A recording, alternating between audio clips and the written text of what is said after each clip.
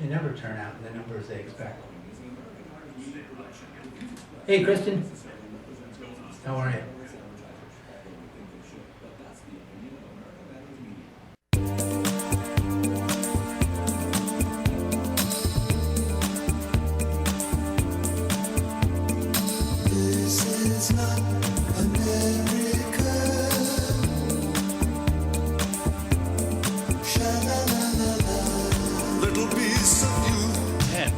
Welcome to Talking Truth to Power, Nevada's Freedom Talk Radio. I'm your host, Brendan Traynor. My co-host is Leland Faegre. And how many days until the election? 97. Yes. Until. But don't forget, several states have mail-in voting, early voting. Right. And it's like 45 or 50 days for that. In September, it actually begins, Yeah. Yeah, that's a big issue. I don't know if they're going to get something something under the door of the Supreme Court before the election, because they are very concerned about that. And I am too. Yeah, I am too. Yeah, sure. We shouldn't have mail-in voting, especially that close to an election when things can happen. And because the seniors now, according to the polls, whether it's true or not, Trump is losing among the seniors, the seasoned citizens. He's losing support for them. According to that, the same sources, he's losing everybody. Yeah. The whole election is over already. Well, we'll see. And I maintain they're the most reliable voters and the most likely to mail in votes because they don't want to get the virus, which, that's where I am. I think you are too. Yeah, no one's against that. The idea of absentee voting is important, but what they're talking about here is wholesale mail-in voting. Right. People just sit on their sofa. Right, where they send the ballots out like they did for the primary in Nevada. Yeah. This is nonsense. Uh-huh. It's got to be mostly in-person voting, or the whole thing changes. We move to a democracy, meaning mob rule. Right. Okay, I reclaim my time. Yeah, I was going to use that first. Damn you, Brendan. What a spectacle that was. Yes, it was. And, just nothing but, posturing and grandstanding and calling names and shame. It was like Unella, the SEPTA nurse. Yeah. Shame.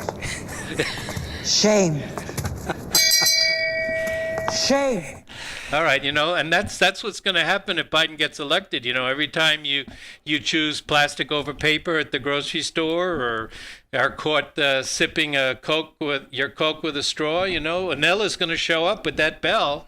Shame. It really was in many ways. I think they seem to be like the child that realizes they can't win, and so they take their ball and they go home. Right. They are, I believe, now convinced that they can't win the election in November. And this is the behavior, almost nihilistic, of a bloc, a part of half the country, basically, what they think is half the country. And they are of the assumption that if we can't win, we're going to destroy it, because we don't want whoever wins to have what used to be there. You don't deserve it.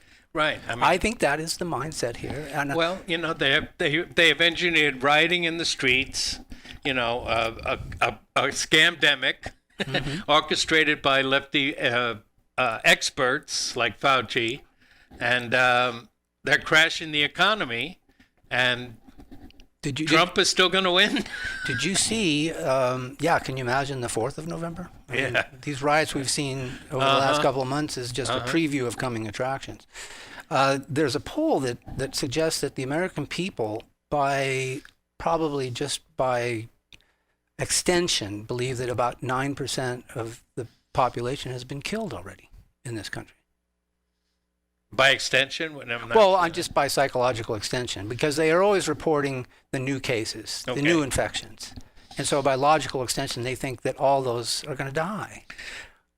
Yeah. So about 9% of the people in this country now believe that all of those who have been infected are going to die or have died from the disease, when it's nothing anywhere close to that. So, You know, I encourage our viewers out there to watch the Ron Paul Liberty Report. Join the 20,000 Patriot Americans. Are there that many? Oh, good. Yeah, good. 15 or 20,000 turn up for the show. That's good. Yeah, but or listen to the another good one. I want to give a plug today on YouTube for the Patriot Nurse. You ever heard of her? Yes, I did hear of it, but I couldn't tell you what she looks like or where to find her. Or Well, she's a real spark plug. She's a real firebrand. She's located in Colorado, and she's into all kinds of things. But she came out with a video on YouTube a couple of days ago in which she clearly delineated the fact that you have a right to do what you want. They can't tell you that to wear a mask or not wear a mask by executive order. Mm-hmm.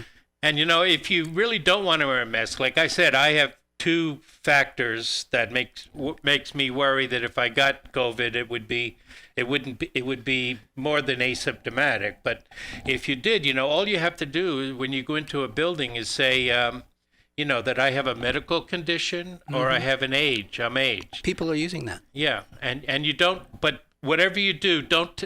If they ask you what is your condition, do not answer. Say something like, "Are you asking me what my condition is?" Turn the question back on them, because if you give them an answer, you've just broken your own HIPAA, safety sanctuary. Right. Yeah, it's the same thing as expressing your Fifth Amendment rights. If you have already testified when you spoke to the cops, you can't claim the Fifth Amendment. Right. So anyway, so. The McCloskeys, did you hear about the evidence in their case? Yes. Yeah. Mm-hmm. That the pistol that Mrs. McCloskey was waving was inoperable, so... That was rumored at the time, and apparently that's why they went in and asked for the gun to analyze. And then they reset the firing pin and fired it, so... so that's good for her, and the Castle Doctrine should protect him. If there's any justice left, then I don't know whether there is or not. But, yeah, well, the governor has already said he's going to pardon him. Yeah, but he's up for election. Right, but he stuck his neck out on this one, so I don't think he could retreat to any kind of polarity. I know, but suppose he loses the election. Well, I think he's going to do that before, unless. Well, we'll see what happens. Yeah. Well, anyway, we're just getting started. Yeah.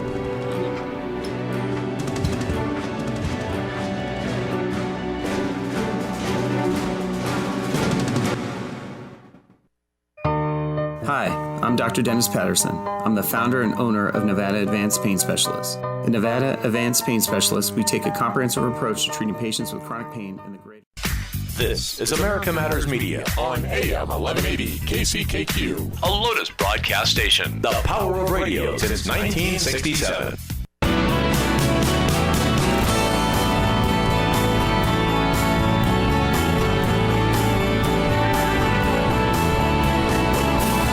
Unable to listen to the whole show? A recording of today's program will be available later today. Visit americamatters.us and click on the podcast link. Now, back to the show.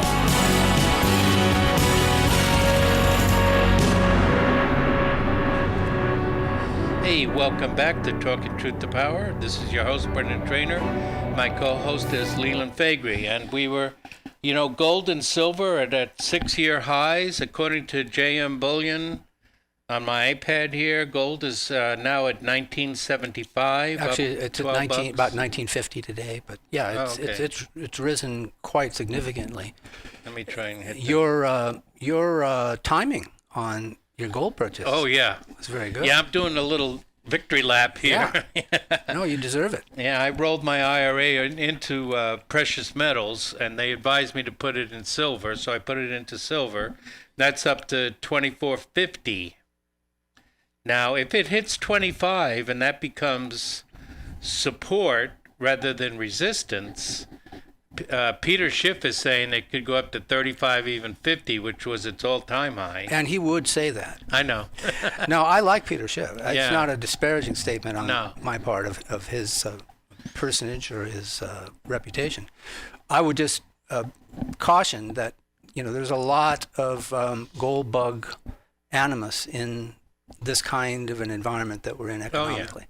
So, but the Federal Reserve Open Market Committee issued a report this morning, which sort of takes gold in the other direction, or should, over the next coming days, and that is that they have. They do not believe currently, they've taken out from the June statement, the virus and the measures taken to protect public health have induced sharp declines in economic activity and a surge in job losses. They don't deny that it's affected the economy much. They would uphold their original statement there, but they're not as concerned about it as they were in June. So these are all encouraging numbers. I would suggest that gold bugs and precious metal people, just diversify their holding there. Right. Put it, in certain other instruments, maybe other metals, Right. Plutonium, gold, a little gold. Palladium. Yeah, palladium.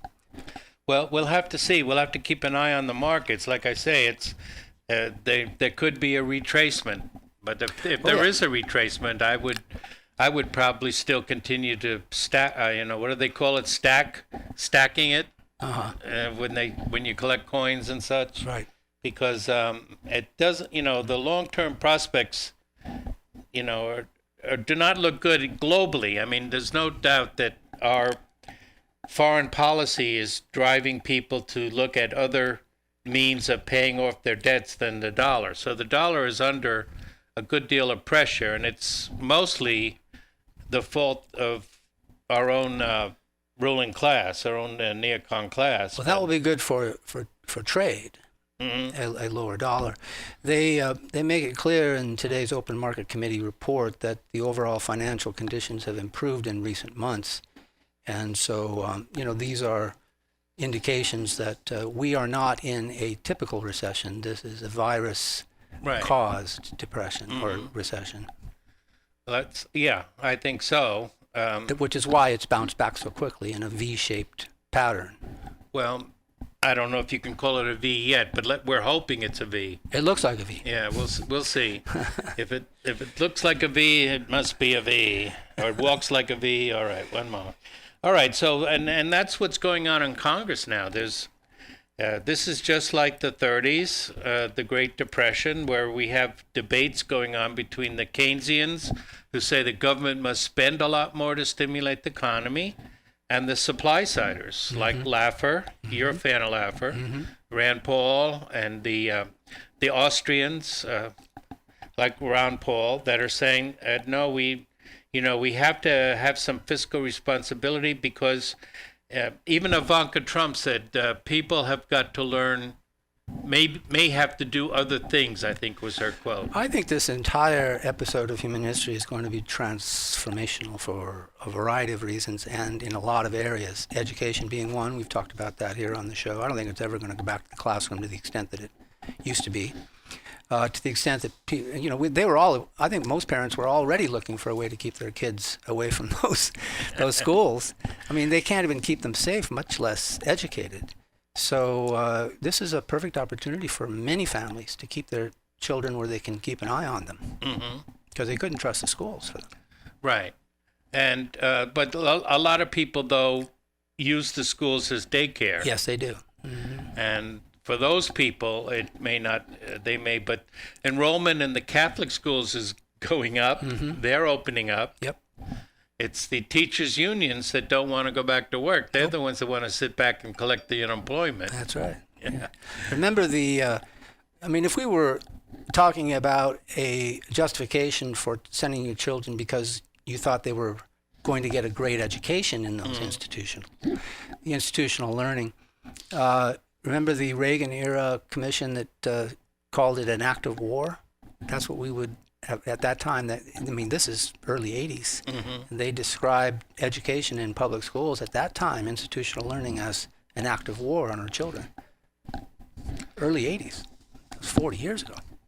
Yeah, well, I'm getting ahead of myself, but we were going to talk more about the Antifa riots and so on. But, the new thing we're seeing now is the mom lines. Yeah. In some cases, the moms have been handing the bricks to their kids, and the kids go off and throw the bricks. Yeah, well, they were public school educated, weren't they? No, this is how, and again, I wonder what would teach Americans, white Americans, to hate their culture so much. Yeah, exactly. I wonder who would do that. Who benefits from cultural disintegration? Well, you've run out of time. And I think, going back to the hearing yesterday, I think they were frightened of Barr's responses. They weren't going to allow him to speak because they knew how eloquent he really is. Right. So How nuanced. He's able to draw nuances and not speak in black and white. And he's very courteous,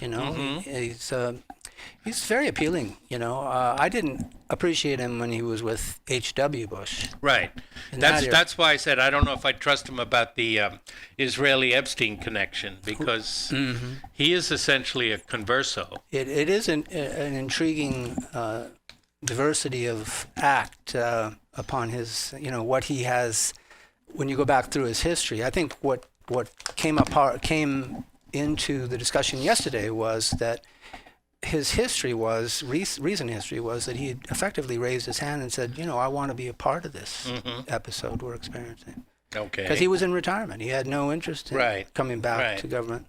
So he really reveals his interest in playing a role in what's being played out here. And the Democrats were obviously trying to get in front of the Durham investigation. Clearly. Because... they know what's coming. That idiot from California, Representative Soward, or what's his name? Eric Swalwell? Swalwell, yeah. Close. And by the way, that's good enough. He was trying to bring up Russiagate, and now the president lied to the Mueller Commission and all this stuff. I mean, they keep trying to resurrect that. And I hope by now it's falling on deaf ears. Well, there's, as a group, as that side of the aisle, they're so frustrated here. That's what it is. They're so frustrated. They just wanted to be able to come out and swing at Barr without allowing him to defend himself. Because they know, I think it's over. I think they believe it's over. They can't win in November. We're going to see what happens with his running mate selection next week, right? Which is something I'd like to touch on in the course of the show. Well, we have a couple of minutes. Well, my thought on it was that Clinton is still waiting in the wings. I saw him yesterday responding to the subject matter.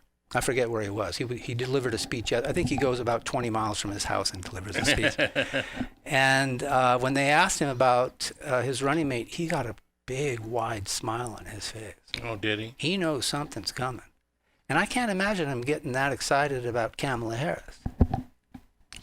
Well, they're floating a lot of balloons, and her face is on quite a few. Oh, absolutely. Yeah. And I suggested many months ago that it could be her, depending upon what they were going to do with Biden, because it really does have to do with Biden's health. Yeah. Basically. Remember Chris Dodd, the white-haired Connecticut? Yeah. Mm-hmm. He was saying that Kamala Harris is not going to be the pick because she's not remorseful about the way she took Biden down at the debate. See, I think that's nonsense. I was that little girl. I think that was a nonsensical statement that he made. Right. She even admitted that it was. She had the T-shirts ready to go. Right. Exactly right. Yeah. So I mean, he could easily retreat on his commitment to a woman of color if it was Hillary Clinton. We choose truth over facts. See? How is Hillary a woman of color? Well, no, but she's big with blacks. Oh. See, Bill was the first black president, right? And so she could get away with that, or he could get away with having her in place of a woman of color. Is my point there? Yeah. See. So I was just left with an etched picture of that statement he made yesterday in my mind, where I can still picture it. All right. It meant something. It meant something really, really big. So I'm expecting a big announcement. next week, and We'll see. we'll see.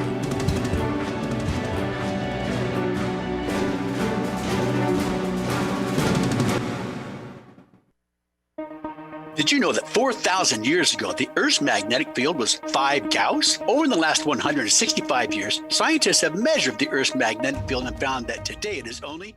Getting to know you. Let me tell you about America Matters with Eddie Floyd. It comes on every Monday at noon. Don't want you to miss it. That's America Matters with Eddie Floyd.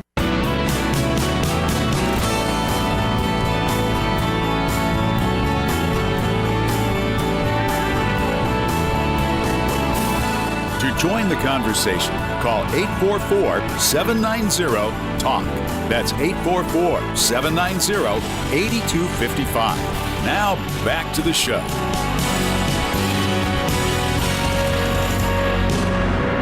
Welcome back to Talking Truth to Power.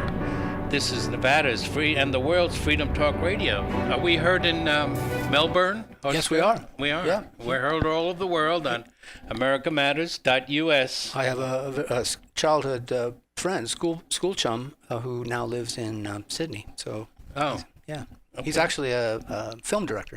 okay. So the white-black nationalist color revolution is continuing on.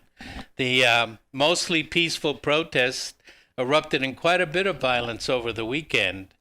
And it appears to be that the real battle in this election, although it may be already over, but the real battle is over who will win the suburbs in 2020.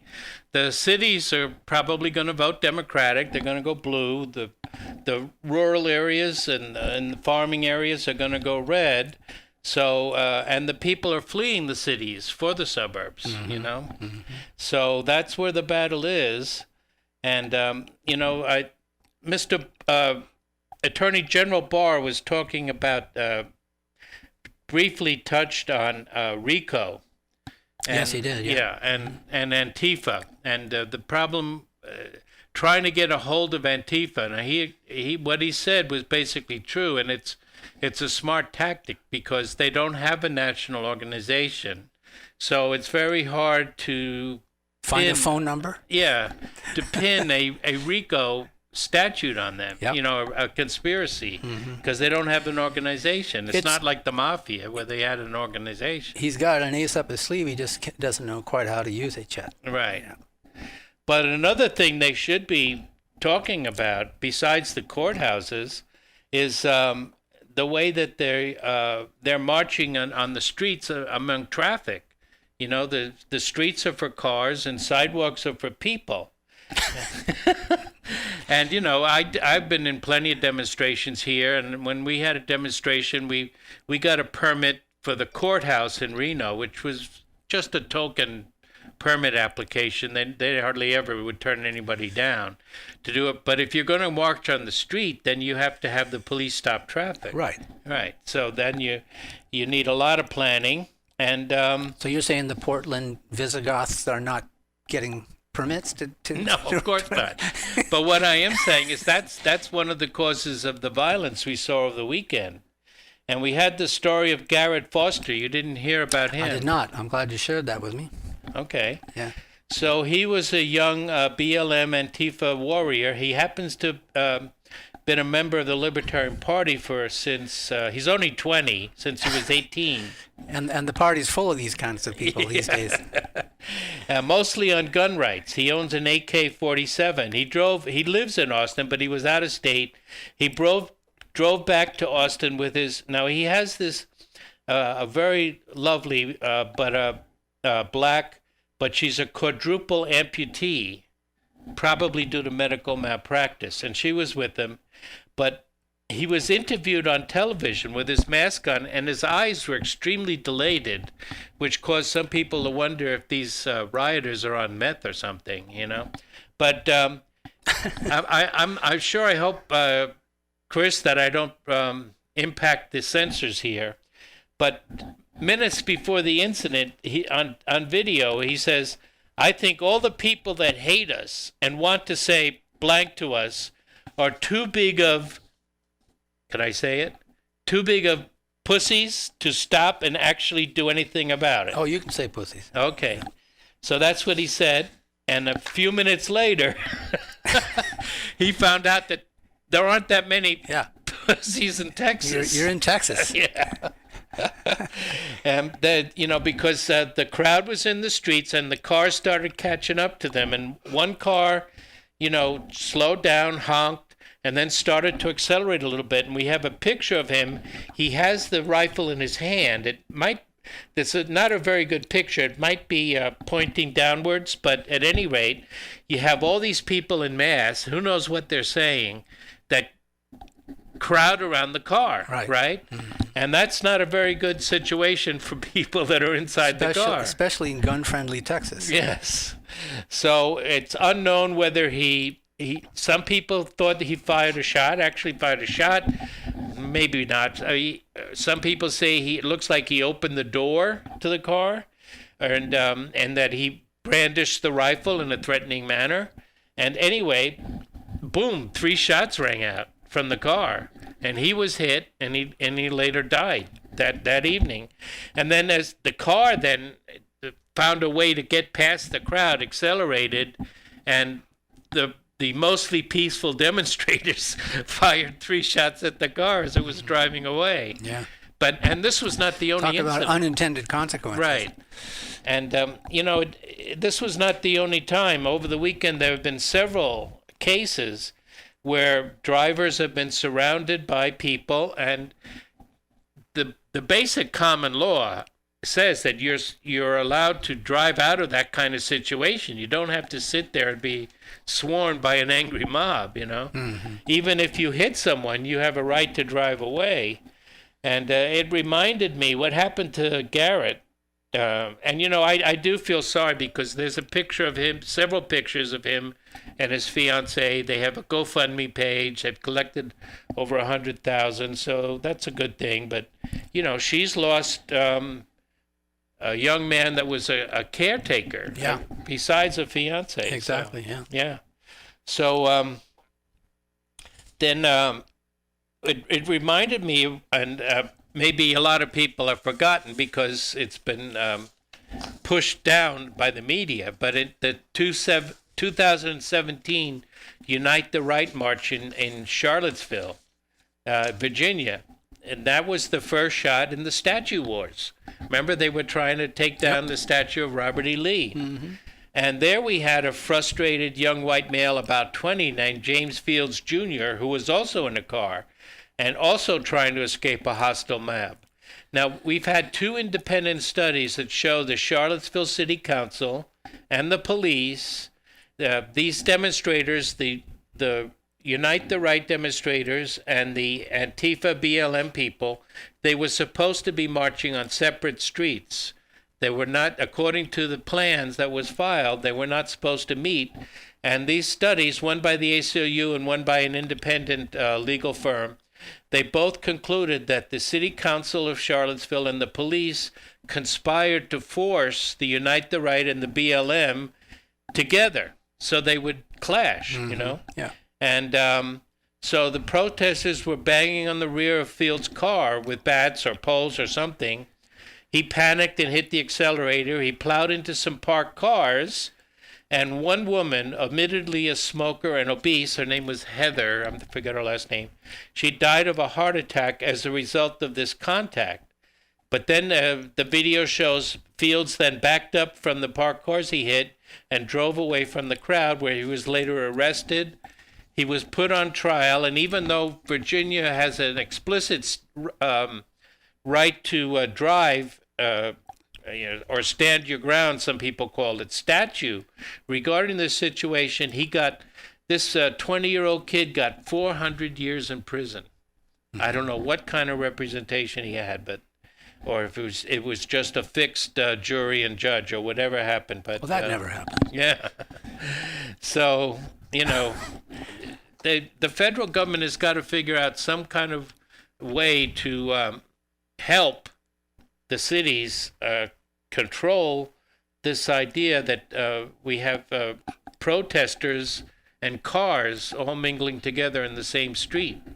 Some have suggested there might be precedent in civil rights law to link this to interstate commerce somehow. I don't know enough about the details on that, The but Democrats gravitate to municipalities, Yeah. And so a lot of the decision making is just poor judgment and Right. statist thinking, Right. which leads or sets the foundation for and sets up this kind of an encounter.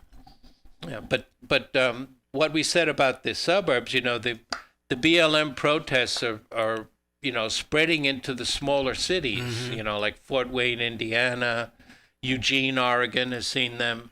All kinds of smaller, small and medium cities are starting to get it as they try to ratchet this up. Well, Americans don't know that the organization is anti-family, Right, has a Marxist base right. for its agenda, and it hasn't, apparently, there hasn't been enough informational flow or informational sourcing on this subject, or the American people would just reject it out of hand. Well, and it's very individualistic, anti-individualistic. I mean, it's Very it's collectivist. it's a throwback to, remember what Hillary used to say, it takes a village. Yeah. That's, if you look That's on their the mindset. website, they're talking about villages of cooperating people. I know, it makes people feel good. Everybody's singing Kumbaya, Yeah. and I know. from each according to his abilities, to each according to his needs. Works every you know. time. It's got a nice ring to it. Yeah. I wonder why nobody ever tried it before.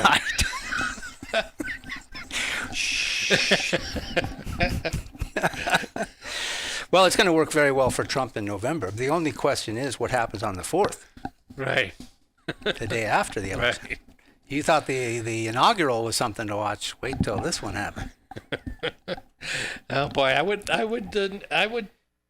from my safe harbor here in Reno, I would enjoy watching that on the blue. I would enjoy sort of watching the hearing yesterday again. Yeah. But it was off-putting, and it was in many ways hard to listen to that kind of behavior and watch it. Right. It was a spectacle, but there was an entertaining I know. part of that whole thing. Well, we're off the air. That's what's good about YouTube. Ready for a live game of Clue? For nearly 30 years, Fun Time Theater has held private and monthly dinner murder mysteries. Each night is different, and each... This is America Matters Media on AM 1180 KCKQ, a Lotus broadcast station. The power of radio since 1967.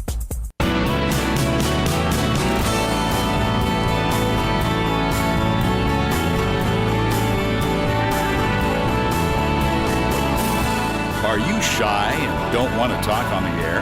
Text us your questions or comments to 775-237-2266. Now back to the show.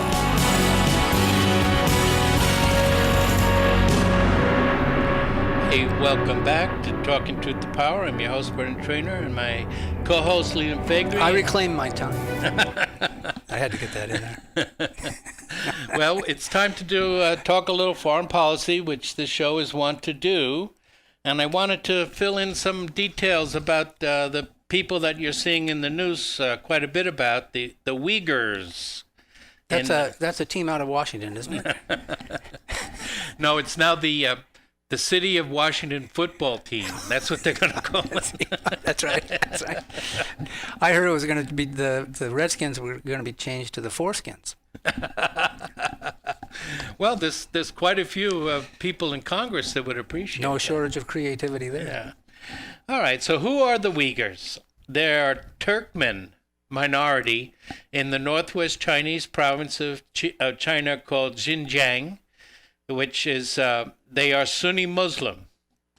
So the Uyghurs, people are not being told anything about the background to the Uyghurs. They're being told they're being persecuted by the Chinese government simply because they're racist and they don't like Muslims.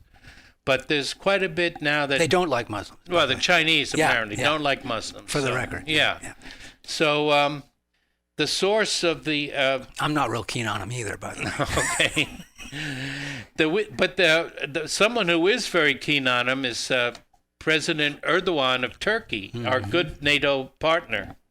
And he's a gem, isn't he? Yes. So they're actually being glorified by Erdogan as the primal Turks. and his great ethnic attempt to reestablish Turkish caliphate, the Ottoman Empire, basically, and he wants it to extend from Turkey all the way up to where they are in southern Xinjiang. And the Chinese might have a problem with that too. But anyway, the Turkmen appeared out of nowhere, out of Central Asia, in the early Middle Ages, and he's trying to say that they started in Xinjiang with the Uyghurs, and they are the primal, Turks, like the Aryans were the primal, sort of Nazis. A caliphate kind of thing. Caliphate thing, yeah. But more directly, we know that he has organized Uyghurs into being jihadis. It is documented that he took at least 5,000 Uyghurs out of Xinjiang smuggled them into Malaysia, where they were given Turkish passports, shipped back to Turkey, and inserted into the civil war in Syria, and several years ago. So there are Uyghur extremists. It's not just the Chinese government trying to hide their racism. Does the State Department know that? I'm sure Pompeo knows it, yes. China claims that they've committed 2,000 acts of terrorism. Although the Western press rarely covers terrorism in the Far East, one that did receive coverage was the organized knife attack at the Urumqi railroad station in 2014. And that was reported in the New York Times. Assailants with explosives and knives killed 3 people and wounded at least 79 Wednesday outside a railroad station in Urumqi. And President Xi Jinping had just concluded a visit to Xinjiang. And he called it a brazen terrorist assault.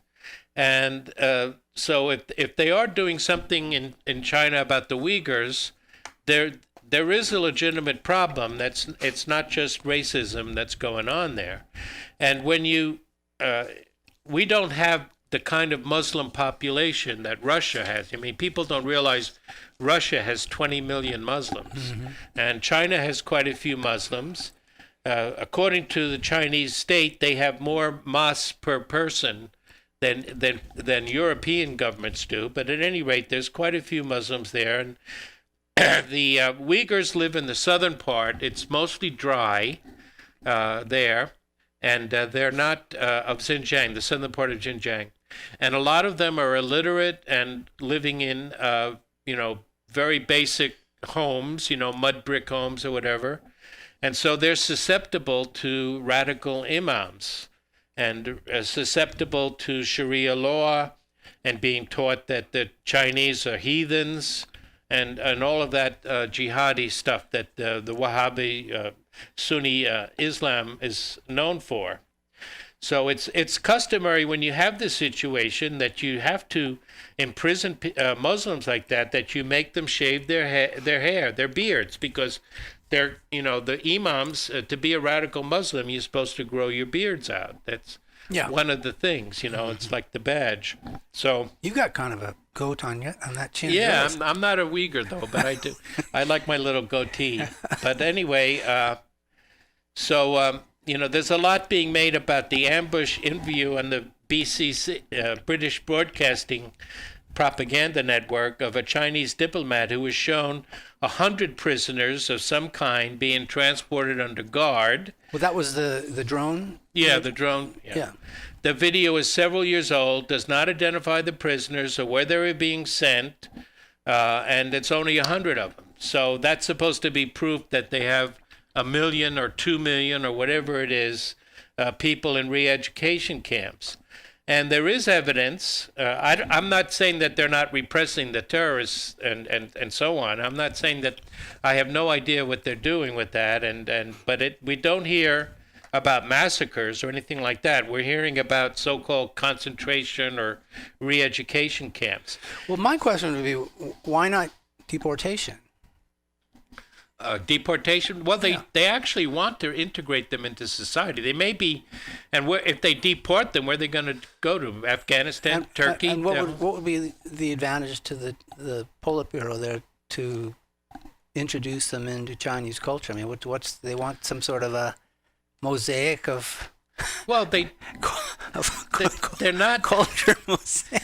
I mean, they're not exactly out to kill the Chinese population. We have since 1979 anyway. Who are you talking about, the Uyghurs? No, the Chinese Politburo. No, my point is, what's the advantage of keeping? Why would they go to great lengths to re-educate if that's in fact what they're doing? Well, there's 20 million of them. Yeah. Not all of them are being re-educated. They're talking about maybe one or two, and this is all greatly exaggerated. We have no idea what the numbers are. I'm going to get into that if we have time. But a lot of it apparently, and you can get Chinese state TV on, just like you can get Russia Today on YouTube. And a lot of it appears to be women, Uyghur women, that are tired of Sharia law. And tired of being told that the Chinese are heathens and so on. And they go to these places where they're taught a skill and they're taught Mandarin Chinese. And once they learn Mandarin Chinese, they're actually free to travel anywhere in the country, at least according to the now, why Chinese Mandarin state. In particular? Well, that's the dominant language. Oh, so I see. It's just the matter Shanghai, of numbers. Peking. Yeah, Cantonese is more in the south. Right. But I'm sure if you can speak Mandarin, you can get by in the other provinces of China. But anyway, who is the source of all this information that we're getting on the mainstream media? And the main source Very good question. Yeah, is a fellow named Adrian Zenz. And he is the primary source of all reports on the Uyghurs. He is a far-right, self-identified, fundamentalist Christian dispensationalist. He opposes homosexuality and gender equality, okay, but and he believes he is led by God on a mission against China. So this is not only him. I mean, this has happened in like the Bellingcat Institute, the Syrian Observatory on Human Rights. We have all these people that run an internet and get government grants and are suddenly lifted up by the propaganda machine, the Western propaganda machine. But anyway, he's transformed almost overnight to the go-to expert on Xinjiang. And the million detained figure was first popularized by a Washington, D.C. based non-governmental organization, which is backed by the U.S. government, the network called the Network of Chinese Human Rights Defenders. And they are funded by, guess who? The National Endowment for Democracy, the CIA's regime change organization. So their study of 1 million people being detained was ultimately based on interviews with exactly 8 Uyghur individuals. So there's hardly a real study. And of course, part of it is China doesn't want a lot of foreigners in there. So that's part of the problem. But are they xenophobic? That's xenophobic, yeah. They still are xenophobic to a certain degree, although there's quite a few American and Canadian expats and Australian in China. But anyway, and also there's the claim that the Uyghurs are being used for Uyghur prisoners being used for slave labor in manufacturing, the protective face masks and everything. I just want to say for that the U.S. has prison slave labor in this country. And, why can't we fix that problem before we start worrying about whether Uyghurs are being used as prisoners are being used for slave labor 6,000 miles away? But, Yeah, that's a good point. Yeah. I don't see any reason to be too concerned about this aspect of the study, of the story. Right. I'm more concerned about their what I consider to be a deliberate assault on the entire world with the virus that they had under their control. Well, we'll have to talk about that. By the way, did you hear show. Did you hear that Madonna's Instagram account has been flagged for spreading misinformation? Madonna? Yeah. She must have been quoting the Kabbalah.